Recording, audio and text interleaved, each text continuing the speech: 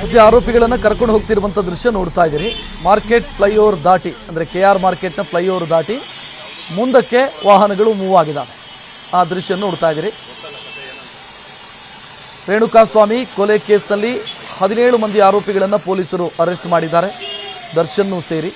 ಈ 17 ಮಂದಿ ಆರೋಪಿಗಳ ಪಾತ್ರ ಏನು ಕೇಸ್ನಲ್ಲಿ ಅನ್ನೋದು ಕೂಡ ರಿವೀಲ್ ಆಗಿದೆ. ಯಾರ್ಯಾರು ಏನೇನು ಮಾಡಿದರು ಅನ್ನೋದು ಕೂಡ ರಿವೀಲ್ ಆಗಿದೆ.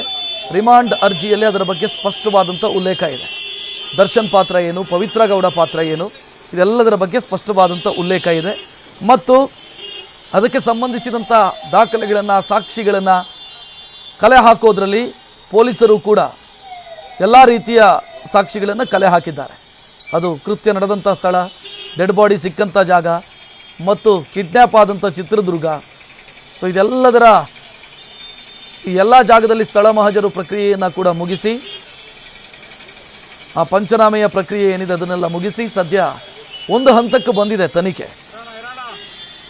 ಮೊನ್ನೆ ನ್ಯಾಯಾಧೀಶರ ಮುಂದೆ ಹಾಜರುಪಡಿಸುವ ಸಂದರ್ಭದಲ್ಲಿ ಪೊಲೀಸರು ಕೊಟ್ಟಂಥ ಕಾರಣ, ಕಸ್ಟಡಿ ಕೇಳುವಾಗ ಕೊಟ್ಟಂಥ ಕಾರಣ, ಮೈಸೂರಲ್ಲಿ ಸ್ಥಳ ಮಹಜರು ಪ್ರಕ್ರಿಯೆ ಬಾಕಿ ಇದೆ, ಒಂದಿಷ್ಟು ಮೆಟೀರಿಯಲ್ಸು ರಿಕವರಿ ಆಗೋದಕ್ಕೆ ಬಾಕಿ ಇದೆ.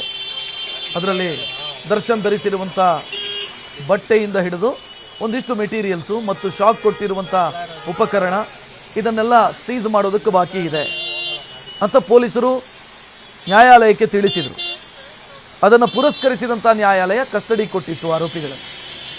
ಮತ್ತು ಕಸ್ಟಡಿ ಇದ್ದಂಥ ಅವಧಿಯಲ್ಲಿ ಸ್ಥಳ ಮಹಜರು ಪ್ರಕ್ರಿಯೆ ಮೈಸೂರಲ್ಲಿರಬಹುದು ಮತ್ತು ದರ್ಶನ್ ಅವರ ಬಟ್ಟೆ, ಅವರು ಧರಿಸಿದ್ದಂಥ ಆ ಟೀ ಶರ್ಟು, ಪ್ಯಾಂಟು, ಶೂ ಇದನ್ನು ರಿಕವರಿ ಮಾಡಿದ್ದು ಅವರ ಐಡಿಯಲ್ ಹೋಮ್ ಟೌನ್ಶಿಪ್ನ ಮನೆ ಇರ್ಬೋದು, ವಿಜಯಲಕ್ಷ್ಮಿ ಅವರ ಮನೆ ಇರ್ಬೋದು, ಇಲ್ಲೆಲ್ಲ ಅದನ್ನು ರಿಕವರಿ ಮಾಡಲಾಗಿತ್ತು. ಅವರು ಧರಿಸಿರುವಂಥ ಬಟ್ಟೆ ಇರ್ಬೋದು. ಇದರ ಜೊತೆಗೆ ಕರೆಂಟ್ ಶಾಕ್ ಕೊಟ್ಟಂಥ ಆರೋಪಿಯನ್ನು ಕೂಡ ಅರೆಸ್ಟ್ ಮಾಡಲಾಯಿತು. ರಾಜು ಅನ್ನುವಂಥ ಆರೋಪಿಯನ್ನು ಅರೆಸ್ಟ್ ಮಾಡಲಾಯಿತು. ಮತ್ತು ಕರೆಂಟ್ ಶಾಕ್ ಕೊಡೋದಕ್ಕೆ ಬಳಸಲಾಗಿದ್ದಂಥ ಉಪಕರಣ, ಆ ಮೆಗ್ಗರನ್ನು ಕೂಡ ವಶಪಡಿಸಿಕೊಳ್ಳಲಾಯಿತು. ಮತ್ತು ದ್ವಿಚಕ್ರ ವಾಹನಗಳನ್ನು ಕೂಡ ವಶಪಡಿಸಿಕೊಳ್ಳಲಾಯಿತು. ಆರೋಪಿಗಳ ಪೈಕಿ ನಂದೀಶು, ಪ್ರದೂಷು ಇವರೆಲ್ಲ ಬಳಸಿರುವಂಥ, ಪವನ್ ಇವರೆಲ್ಲ ಬಳಸಿರುವಂಥ ದ್ವಿಚಕ್ರ ವಾಹನಗಳನ್ನು ಕೂಡ ಪೊಲೀಸರು ಸೀಸ್ ಮಾಡಿದರು. ಸೊ ಈ ಕಸ್ಟಡಿ ಅವಧಿಯಲ್ಲಿ ಅಂದರೆ ಮೊದಲ ಅವಧಿಯನ್ನು ವಿಸ್ತರಿಸಿದ ಸಂದರ್ಭದಲ್ಲಿ ಆ ನಂತರದ ಕಸ್ಟಡಿ ಅವಧಿಯಲ್ಲಿ ಏನೇನಾಯಿತು ಅನ್ನೋದರ ಬಗ್ಗೆ ಸಂಪೂರ್ಣ ಮಾಹಿತಿಯನ್ನು ಕೂಡ ಪೊಲೀಸರು ರಿಮಾಂಡ್ ಅಪ್ಲಿಕೇಶನ್ನಲ್ಲಿ ಸ್ಪಷ್ಟವಾಗಿ ಉಲ್ಲೇಖಿಸಿದ್ದಾರೆ. ಮತ್ತು ಅಪರಾಧದ ವಿಭಜನೆ, ಬೈಫರ್ಕೇಷನ್ ಆಫ್ ದ ಕ್ರೈಮ್, ಇದನ್ನು ಕೂಡ ಒಂದು ಹಂತದಲ್ಲಿ ಪೊಲೀಸರು ಮಾಡಿದ್ದಾರೆ. ಅಂದರೆ ರಿಮಾಂಡ್ ಅಪ್ಲಿಕೇಶನ್ನಲ್ಲಿ ಅದಕ್ಕೆ ಸಂಬಂಧಿಸಿದಂಥ ಉಲ್ಲೇಖ ಇದೆ. ಸೊ ಯಾರ್ಯಾರ ಪಾತ್ರ ಏನೇನು ಅನ್ನೋದರ ಬಗ್ಗೆ ಸ್ಪಷ್ಟವಾದಂಥ ಉಲ್ಲೇಖ ಇದೆ. ದರ್ಶನ್ ದುಡ್ಡಿನ ವ್ಯವಹಾರ ಮಾಡಿರುವಂಥ ವಿಚಾರ ಇರ್ಬೋದು, ಆ 30 ಲಕ್ಷದ ವ್ಯವಹಾರ ಮತ್ತು ನನ್ನ ಹೆಸರು ಬರಬಾರದು ಅಂತ ತಿಳಿಸಿದ್ದಿರಬಹುದು. ಇದೆಲ್ಲವನ್ನು ಕೂಡ ರಿಮಾಂಡ್ ಅಪ್ಲಿಕೇಶನ್ನಲ್ಲಿ ಸ್ಪಷ್ಟವಾಗಿ ಉಲ್ಲೇಖಿಸಲಾಗಿದೆ. ಈಗ ನೆಕ್ಸ್ಟ್ ಮತ್ತೆ ಅವರೇನಾದರೂ ಕಸ್ಟಡಿ ಕೇಳ್ತಾರೆ ಅಂತಾದರೆ ಕಸ್ಟಡಿ ಕೇಳೋದಕ್ಕೆ ಕನ್ವಿನ್ಸಿಂಗ್ ಆದಂಥ ಕಾರಣಗಳನ್ನು ನ್ಯಾಯಾಧೀಶರ ಮುಂದೆ ಇಡಬೇಕಾಗತ್ತೆ ಅಥವಾ ನ್ಯಾಯಾಧೀಶರ ಮನವರಿಕೆ ಮಾಡಬೇಕಾಗತ್ತೆ. ಏನಕ್ಕಾಗಿ ಆರೋಪಿಗಳನ್ನು ಕಸ್ಟಡಿ ಕೇಳ್ತಿದ್ದೀರಿ ಅನ್ನೋದಕ್ಕೆ ಕನ್ವಿನ್ಸಿಂಗ್ ಆದಂಥ ಕಾರಣವನ್ನು ಕೊಡಬೇಕಾಗತ್ತೆ. ಅದು ಏನಾದರೂ ಸ್ಥಳ ಮಹಜರು ಪ್ರಕ್ರಿಯೆ ಇನ್ನಷ್ಟು ಆಗಲಿಕ್ಕಿದೆಯಾ, ಅಥವಾ ಬೇರೆ ಏನಾದರೂ ಮೆಟೀರಿಯಲ್ ರಿಕವರಿ ಇದೆಯಾ, ಅಥವಾ ಆರೋಪಿಗಳು ಕಸ್ಟಡಿಯಲ್ಲಿದ್ದಂಥ ಸಂದರ್ಭದಲ್ಲಿ ತನಿಖೆಗೆ ಸರಿಯಾಗಿ ಸಹಕಾರ ಕೊಟ್ಟಿಲ್ವಾ. ಸೊ ಇದು ಯಾವುದಾದ್ರೂ ಪರ್ಟಿಕ್ಯುಲರ್ ಕಾರಣಗಳನ್ನು ಕನ್ವಿನ್ಸ್ ಆಗೋ ರೀತಿಯಲ್ಲಿ ನ್ಯಾಯಾಧೀಶರ ಮುಂದೆ ಪ್ರಸ್ತುತಪಡಿಸಬೇಕಾಗತ್ತೆ. ಸೊ SPP ಪ್ರಸನ್ನ ಕುಮಾರ್ ಈ ಕೇಸ್ನಲ್ಲಿ ಅವರು ಇದಕ್ಕೆ ಸಂಬಂಧಿಸಿದಂತೆ ವಾದ ಮಂಡಿಸ್ತಾರೆ. ಏನು, ಯಾಕಾಗಿ ನಾವು ಆರೋಪಿಯನ್ನು ಮತ್ತೆ ಕಸ್ಟಡಿ ವಿಸ್ತರಣೆಗೆ ಕೇಳ್ತಾ ಇದ್ದೀವಿ ಅನ್ನೋದಕ್ಕೆ ಕಾರಣವನ್ನು ಕೊಡ್ತಾರೆ. ಈ ಕಡೆ ದರ್ಶನ್ನು ಮತ್ತು ಉಳಿದ ಆರೋಪಿಗಳ ಪರವಾದಂಥ ವಕೀಲರು ಯಾಕೆ ಕಸ್ಟಡಿ ವಿಸ್ತರಿಸಬಾರದು ಅನ್ನೋದಕ್ಕೆ ಅವ್ರದ್ದೇ ಆದಂಥ ಒಂದು ಕೌಂಟರ್ ಆರ್ಗ್ಯುಮೆಂಟ್ ಮಾಡಬಹುದು. ಸೊ ಅದಕ್ಕೆ ಬೇಕಾದಂಥ ಸಿದ್ಧತೆಯನ್ನು ಆರೋಪಿಗಳ ಪರ ವಕೀಲರು ಕೂಡ ಮಾಡಿಕೊಂಡಿದ್ದಾರೆ. ಲಾಸ್ಟ್ ಟೈಮ್ ಅವರು ಕೊಟ್ಟಿರುವಂಥ ಕಾರಣ, ನಮ್ಮ ಕಕ್ಷಿದಾರರಿಗೆ ಅಂದರೆ ಈ ಕೇಸ್ನ ಆರೋಪಿಗಳಿಗೆ ಚಿತ್ರಹಿಂಸೆ ಕೊಡಲಾಗ್ತಿದೆ, ಕಸ್ಟಡಿಯಲ್ಲಿ ಕರೆಂಟ್ ಶಾಕ್ ಕೊಡಲಾಗಿದೆ ಅಂತ ಒಂದು. ಎರಡನೇದವರಿಗೆ ಸರಿಯಾಗಿ ಅವರನ್ನು ನಡೆಸ್ಕೊಳ್ತಿಲ್ಲ ಕಸ್ಟಡಿಯಲ್ಲಿ ಅನ್ನೋದು ಎರಡನೇದು. ಈ ರೀತಿ ಒಂದಿಷ್ಟು ಕಾರಣಗಳನ್ನು ಕೊಡಲಾಗಿತ್ತು. ಆದರೆ ಅದು ಯಾವುದನ್ನು ಕೂಡ ನ್ಯಾಯಪೀಠ ಪುರಸ್ಕರಿಸಲಿಲ್ಲ, ಬದಲಾಗಿ ಆರೋಪಿಗಳನ್ನು ಕಸ್ಟಡಿ ಕೊಟ್ಟಿತ್ತು. ಇವತ್ತೇನು ಅನ್ನೋದು ಸದ್ಯಕ್ಕಿರುವಂಥ ಪ್ರಶ್ನೆ. ಸದ್ಯ ಅವರನ್ನು ಕೋರ್ಟಿಗೆ ಕರ್ಕೊಂಡು ಹೋಗ್ತಾ ಇರುವಂಥ ದೃಶ್ಯ ನೋಡ್ತಾ ಇದ್ದೀವಿ. ಕರೆಕ್ಟಾಗಿ ಮಳೆ ಟೈಮ್ ಬಿದ್ದುಬಿಟ್ಟಿದ್ರೆ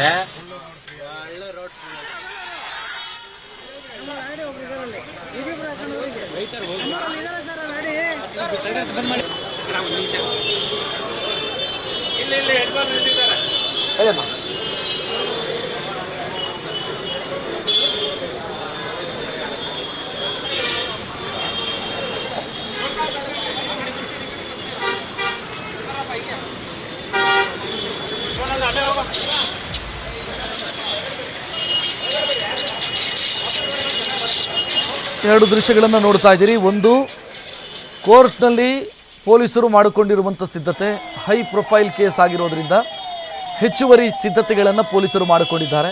ಹೆಚ್ಚುವರಿ ಸಿಬ್ಬಂದಿ ನಿಯೋಜಿತರಾಗಿದ್ದಾರೆ ಭದ್ರತಾ ಕೆಲಸಕ್ಕಾಗಿ. ಹೆಚ್ಚುವರಿ ಸಿಬ್ಬಂದಿಯನ್ನು ನಿಯೋಜಿಸಲಾಗಿದೆ. ಮತ್ತೊಂದೆಡೆ ಅವರನ್ನು ಕರ್ಕೊಂಡು ಹೋಗ್ತಾ ಇರುವಂಥ ಲೈವ್ ದೃಶ್ಯಗಳನ್ನು ನೀವು ನೋಡ್ತಾ ಇದ್ದೀರಿ.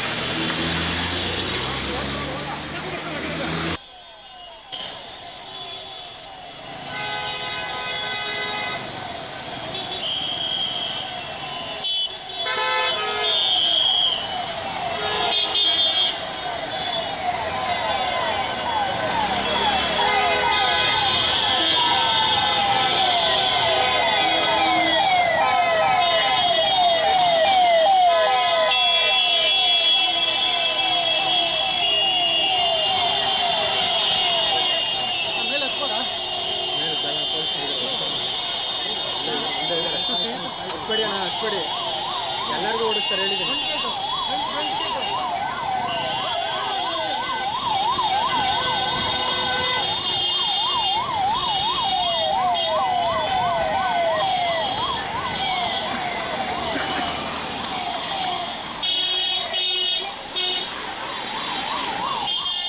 ಆರೋಪಿಗಳನ್ನು ಸದ್ಯ ಕೋರ್ಟ್ ಆವರಣಕ್ಕೆ ಆರೋಪಿಗಳಿರುವಂಥ ವಾಹನ ಪ್ರವೇಶಿಸಿದೆ ಅನ್ನುವಂಥ ಡೀಟೇಲ್ ಸಿಗ್ತಾ ಇದೆ.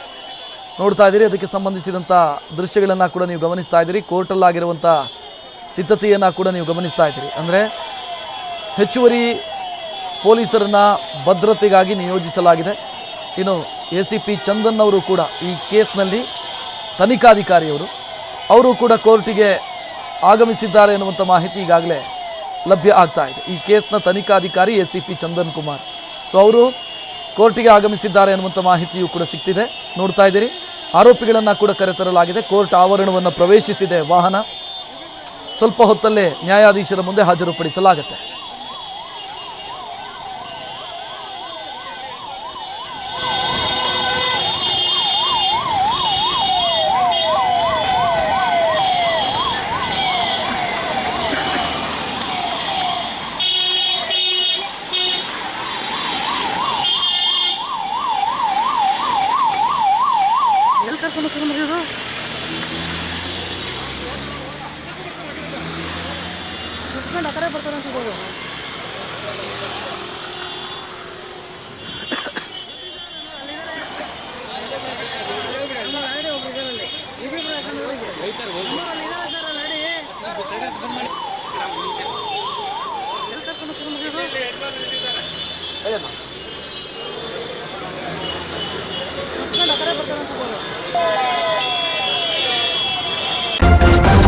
ನ್ಯೂಸ್ ಫಸ್ಟ್ ನಿರ್ಭೀತಿಯಿಂದ ನಿಮ್ಮ ಪರವಾಗಿ.